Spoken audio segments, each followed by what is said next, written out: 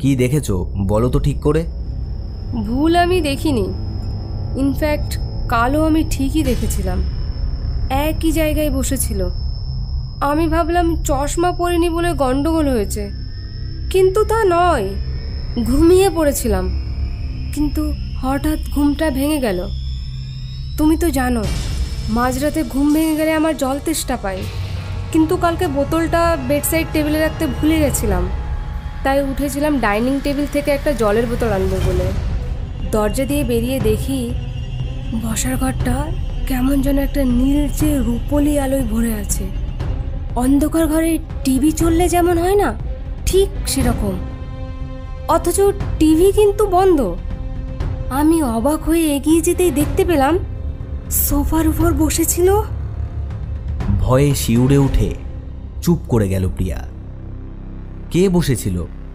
মহিলা না পুরুষ কিছু বুঝতে পেরেছো? মহিলা।